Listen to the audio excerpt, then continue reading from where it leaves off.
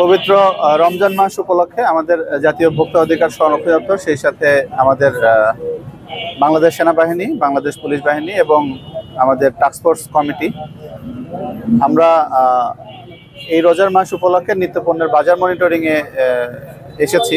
তো এখানে আমরা বেশ কয়েকটি প্রতিষ্ঠান তদারকি করেছি। তদারকিকালে বেশ কিছু অনিয়মের অপরাধে আমরা কয়েকটি প্রতিষ্ঠানকে জরিমানার আওতায় এনেছি এবং এই যে অভিযান আমাদের এই রমজান মাস উপলক্ষে প্রতিদিনই চলমান থাকবে। আমাদের মনিটরিং আমাদের পুলিশ বাহিনীর সহযোগে, সেনাবাহিনীর সহযোগে, আমাদের কৃষি বিপণন আছেন, আমাদের মৎস্য অফিস, জেলা প্রাণী সম্পদ অফিস, আমাদের যে টাস্কফোর্স কমিটি আছে, এই কমিটি রমজান মাস উপলক্ষে প্রতিদিনই মনিটরিং পরিচালনা করবে। ধন্যবাদ। কি কি বিষয় লক্ষ্য রাখা হচ্ছে?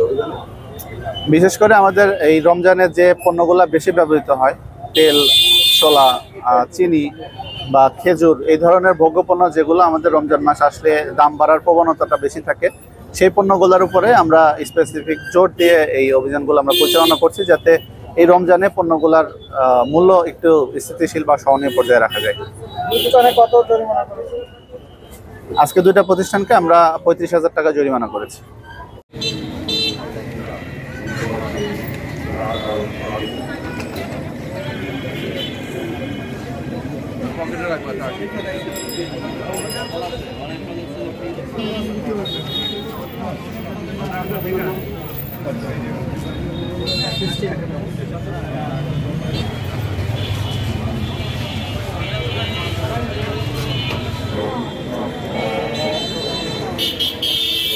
আপনার জন্য ভিজে যাচ্ছে অর্ধেক।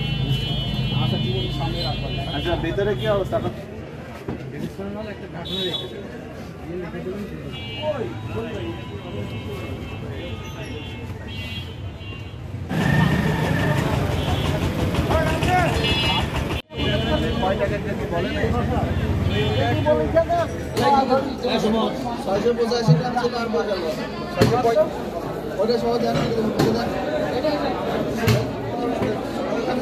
আমি তো জানি হয়ে গেছে